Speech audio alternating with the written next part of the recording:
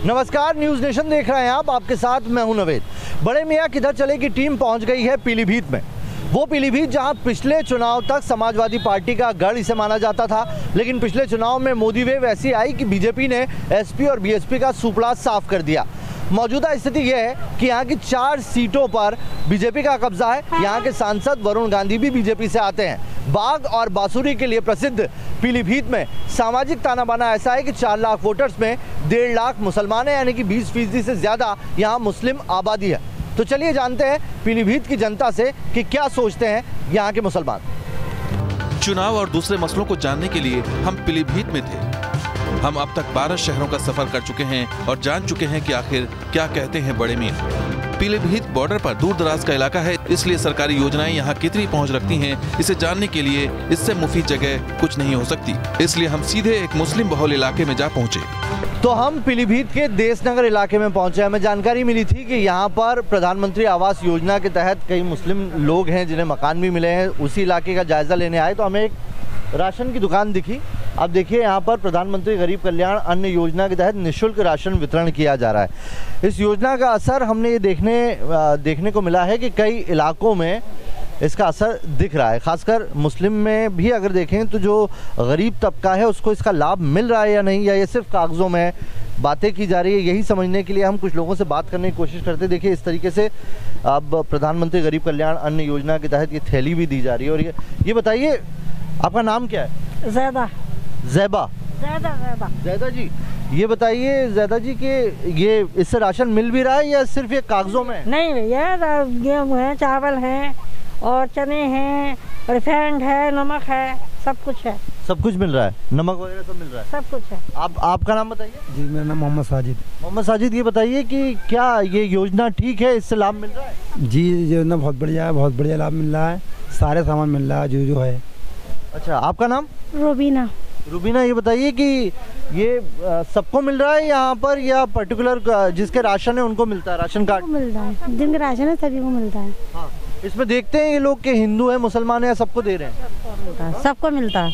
ये बेसिकली अच्छी योजना है आपको लगता है? योगी गवर्नमेंट कर रही है, ये अच्छी योजना है? अच्छी है योजना। हाँ। अच्छी है। तो इसका असर मिलेगा आने वाले चुनाव में, ऐसा लगता है? हाँ मिलेगा, क्यों नहीं?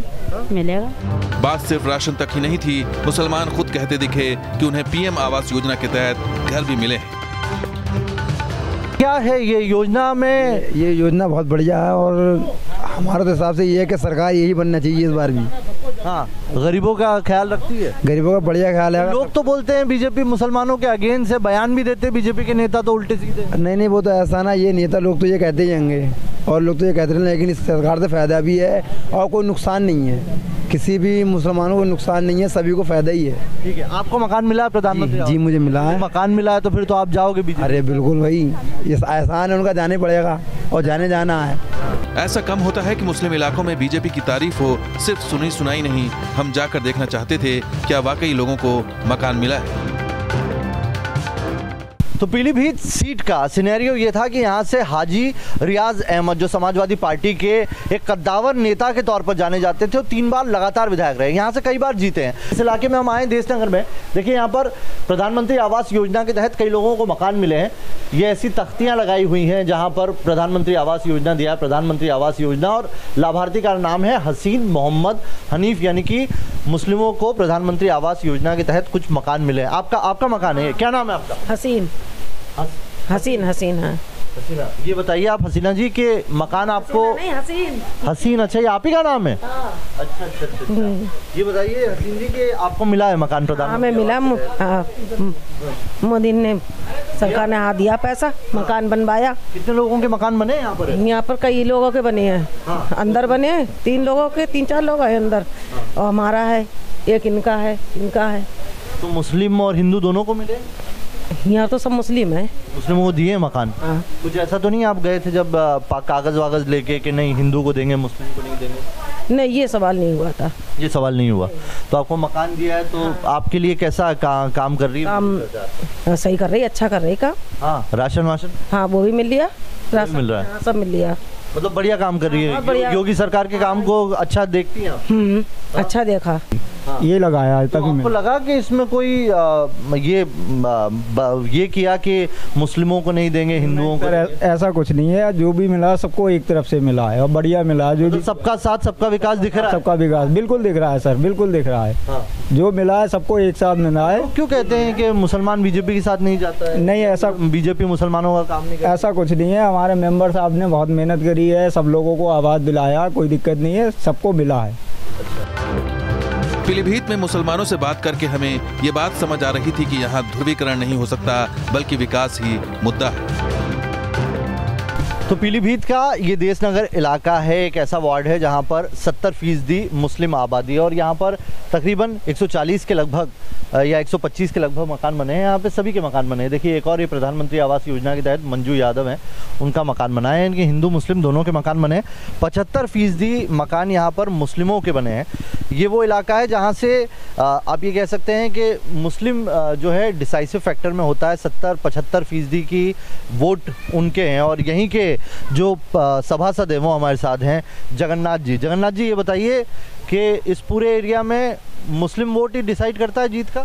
जी, यहाँ पर तो मुस्लिम बहुमूल क्षेत्र है ये वाला सर, और यहाँ पर जो भी है कि मतलब डिसाइड मोमडनी करते हैं। तो आप यहाँ से जीते, आप बीजेपी के सभासद? जी, बीजेपी से हूँ मैं, और यहाँ पर सबका साथ सबके विकास वाला पूरी लहर चल रही है। राशन भी सबको सब कुछ मिलता है, किसी का कोई चीज़ कम नहीं होता, और प्रधानमंत्री आवास सभी को दिए गए हैं।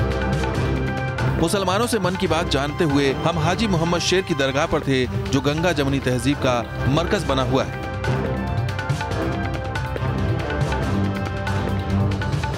पीलीभीत में हम पहुंचे हैं हजरत शाहजी मोहम्मद शेर मियाँ की दरगाह पर, जिनके चाहने वालों की तादाद बहुत ज़्यादा है। सिर्फ यही नहीं, पीलीभीत के बाहर उत्तर प्रदेश के बाहर या मुल्क के बाहर भी बड़ी तादाद में लोग यहाँ पर आते हैं। तकरीबन 108 साल से यहाँ पर उर्स चल रहा है और यहाँ पर मानने वालों की तादाद बड़ी तादाद में है। जो यहाँ पर सपा के पूर्व मंत्री हुआ करते थे हाजी रियाज अहमद, वो भी यहाँ पर बड़ी आस्था रखते थे और ये कहते हैं कि इन्हीं के नज़दीक उन्होंने अपना घर बनाया हुआ था। उनका घर दूसरी जगह था, कोठी बड़ी थी, लेकिन वो यहीं रहते थे, उनका पूरा परिवार यहीं रहता था। हालांकि दरगाह से किसी तरह का सियासी फरमान जारी नहीं होता है, लेकिन इसका मतलब ये नहीं कि दर पर आने वाले मुसलमान सियासी मामलों की समझ नहीं रखते। वो किसान आंदोलन के असर से लेकर ओवैसी फैक्टर पर जानकारी रखते हैं। इस बार बीजेपी का पूरा पीलीभीत की जितनी भी सीटें हैं सब जगह पर बीजेपी है। इस बार इलेक्शन क्या दिखाई दे रहा है आपको? बतौर मुसलमान क्या सोच रहे हैं? इस बार तो रुख आपके सामने खुद है। ये सवाल हम क्या राय आप अपने आप से पूछिए। मेरा काम सवाल करना है ना, मैं आपके मन में क्या है वो कैसे झांकता है? आपकी सपा की सरकार बनेगी, विकास की राजनीति, कोई नौकरी नहीं, बेरोजगारी बढ़ गई है, खाली 5 किलो चावल और गेहूं और इससे दिन की टहर नहीं होती है। युवाओं को चाहिए नौकरी, रोजगार का बेड़ा गर्क हो चुका है। तो बहुत पिछड़ी इसमें चली गई है। पीलीभीत का तो नाम निशान खत्म हो गया है, खाली शहर गिनती में आता है मगर है कुछ नहीं यहाँ पे। बतौर यूथ, आपका नाम बताइए। मेरा नाम शाहबाज खान। शाहबाज, ये बताइए कि बतौर यूथ मुसलमान के तौर पर आप क्या देखते हैं? इस बार पीलीभीत का मुकद्दर कौन सही कर सकता है? बात मुसलमान हिंदू की नहीं है, बात ये है ना कि विकास रोजगार की है। यहाँ पे हिंदू मुस्लिम का मसला नहीं है, मसला रोजगार का है। पीलीभीत में तो बिल्कुल रोजगार ही खत्म हो चुका है। तो किसान आंदोलन का असर यहाँ पर भी है? जी सर, बहुत असर दिखा और इससे काफ़ी फ़र्क पड़ा। एज ए यूथ सर, अगर मैं कहना चाहूँ तो अभी इतना भ्रष्टाचार है बेइंतहा। अब ओवैसी का कोई जनाधार नहीं। अभी हम ओवैसी मुस्लिमों के नेता हैं। देखिए, वो होंगे, मगर हमारा दिल जो कहता है, जिसे हम अच्छा समझते हैं, जो काम करके दे, जात कोई भी हो, धर्म की राजनीति करने वालों को हम नहीं देंगे वोट। कोई भी नेता हो, किसी से कोई, भले से मेरा भाई क्यों ना हो। खास बात यह है कि मुसलमान हर मुद्दे पर अपनी बात रखने को बेकरार था, फिर चाहे वो ट्रिपल तलाक जैसा संजीदा मसला ही क्यों ना हो। ट्रिपल तलाक जो एक मुद्दा था, बीजेपी कह रही है कि ट्रिपल तलाक हमने खारिज किया और इसकी वजह से मुस्लिम महिलाओं का उन्हें सपोर्ट मिला। ट्रिपल तलाक हटना चाहिए था, नहीं हटना चाहिए? पहले ये बताइए।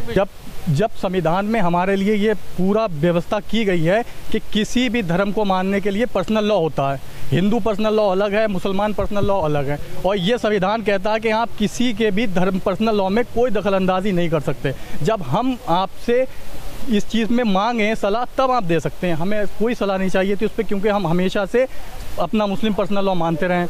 उसके मुताबिक हमारे में ट्रिपल तलाक था और ये हमेशा रहना चाहिए था। पीलीभीत में करीब 20% मुसलमान हैं। ये एसपी का गढ़ था जहां बीजेपी ने सेंधमारी कर दी है। इसकी वजह हम जान रहे थे तो एक चाय की दुकान भी मिली।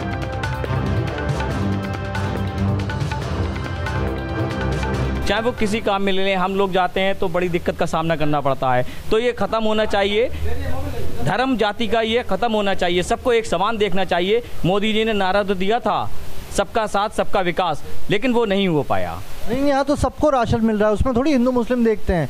राशन कार्ड में कोई भी हो, जिसका राशन कार्ड है उसको राशन मिलता है। जी जी बिल्कुल, ये सही बात है आपकी, राशन है, सबको राशन मिलता है, तो वो उनकी मजबूरी है। देखिए वो तो उसमें से नहीं काट पाएंगे, मजबूरी उनकी ये है, ना तो वो हिंदू उसमें काट पाएंगे ना मुस्लिम काट पाएंगे। आप ये भेदभाव की बात करें तो भेदभाव तो नहीं कर रहे ना। मकान जो प्रधानमंत्री आवास योजना उसमें 75% मुसलमानों के मकान। हाँ बिल्कुल, उनको क्यों, उन्होंने जब कहा ना तभी दिया। अब उसके सबका साथ सबका विकास तो है ना, सबका साथ सबका विकास नहीं है। और मैं तो चाय वाला छोटा सा हूँ, मेरा खुद बना मकान। चाय वाले प्रधानमंत्री बन जाते था, छोटे कहाँ हैं बताइए। अच्छे कामों से हर चीज़ ऊपर जाती है। तो आपको लग रहा है कि गवर्नमेंट ने अच्छा, गवर्नमेंट बनेगी, वापस से आ रही है। हाँ वापस आ रही है। पीलीभीत बांसुरी के लिए काफी मशहूर है, लेकिन अब ये कला खत्म होती जा रही है। बांसुरी बजाने वाले भी और बांसुरी बनाने वाले भी अब 100 से 150 परिवार ही बचे हैं।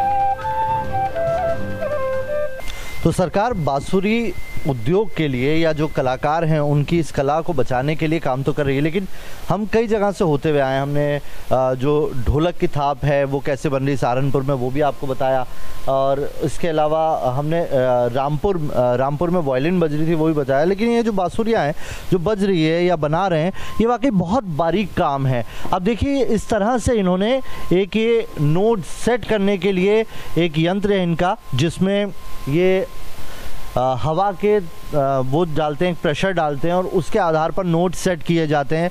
कौन सी बांसुरी किस नोट पे काम करेगी उसको लेकर एक यूनिक बांसुरी बनाई जाती है। अभी आप क्या बना रहे हैं? ये मैं सी नोट बना रहा हूँ, हाई ट्रिप का। हाई बिल्कुल, ये इतनी सी बांसुरी है जी, इतनी सी बांसुरी, पूरी ट्यूनिंग है इसके। ये क्या है जिससे ट्यून कर रहे हैं? ये हमारा ट्यूनर है, ये हमारा मेजरमेंट ट्यूनर है। ये कहाँ घटाता है कहाँ बढ़ाता है, इसको मैं खुद जब बनाता हूँ तब पर मुझे पता चलता है कहाँ उतर रही कहाँ चढ़ रही है। ये सारे नोट्स मेरे माइंड के अंदर रहते हैं। देखिए इसकी आवाज़ को सेम मिलेगी।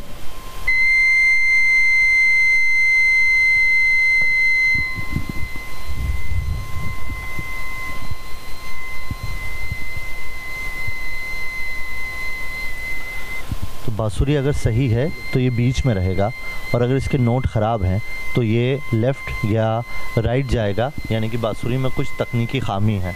तो एक पर्टिकुलर साउंड वेव दी जाती है और उस साउंड वेव पर इसे चेक किया जाता है और उसके बाद सोचिए ये बनती है। बांसुरी बनाने में अधिकतर मुस्लिम परिवार लगे हैं। एक वक्त में वो काफ़ी मायूस थे, लेकिन वन डिस्ट्रिक्ट वन प्रोडक्ट के तहत नाम आने से अब बांसुरी व्यवसाय में नई जान फूंकती दिख रही।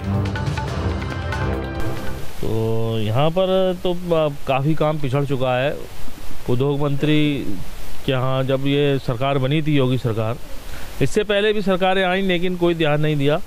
लेकिन योगी सरकार एक ऐसी सरकार आई है जिसने इस चीज़ पे ध्यान दिया, फोकस करा, और एक जनपद एक उत्पाद के तहत इसको उन्हीं ने बांसुरी को लिया। तो उससे ये हुआ, देर बहुत देर हो गई, क्योंकि यहाँ कभी गली गली मोहल्ले मोहल्ले सब लोग काम करते थे। तो आपको सड़कों पर मिल जाते काम करते हुए, घरों में औरतें करती थी, बच्चे करते थे काम। तो कम से कम यहाँ पर करीब 3500-4000 आदमी काम करता था, इससे जुड़ा हुआ था। आज संख्या घट के 250 करीब परिवार हैं उसमें, और लोग होंगे काम करने वाले तो 400 लगभग काम कर रहे हैं। पीलीभीत में मिला जुला समीकरण दिखता है। पिछली दफा बेशक चारों सीटों पर बीजेपी जीती हो, लेकिन इस बार हवा का रुख बदल सकता है और वो तय करने में मुसलमान बड़ी भूमिका निभा सकता है। तो पीलीभीत विधानसभा में मुस्लिम वोटर डिसाइडिंग फैक्टर है। इस बार ये क्लियर है कि यहाँ पर लड़ाई जो है बीजेपी और एसपी के बीच में है। ये भी क्लियर है कि बीजेपी के जो मौजूदा विधायक है संजय गंगवार, उनकी टिकट रिपीट होगी या नहीं, क्योंकि दावेदार कई सारे हैं। लेकिन नहीं भूलना चाहिए कि जो गंगवार हैं वो कुर्मी वोटर पर अच्छी पकड़ रखते हैं। तो वहीं एसपी की तरफ से हाजी रियाज अहमद के बाद उनके बेटे या दामाद या फिर किसी और को टिकट दिया जाता है, वो भी हार जीत में बड़ा फर्क रखेगा। चलिए, बड़े मियाँ किधर चले की टीम को आज पीलीभीत में इजाजत दीजिए, कल किसी और सीट से करेंगे मुलाकात। को प्रेजेंटेड बाय राकेश मसाला, असली स्वाद बांटने से बढ़ता है।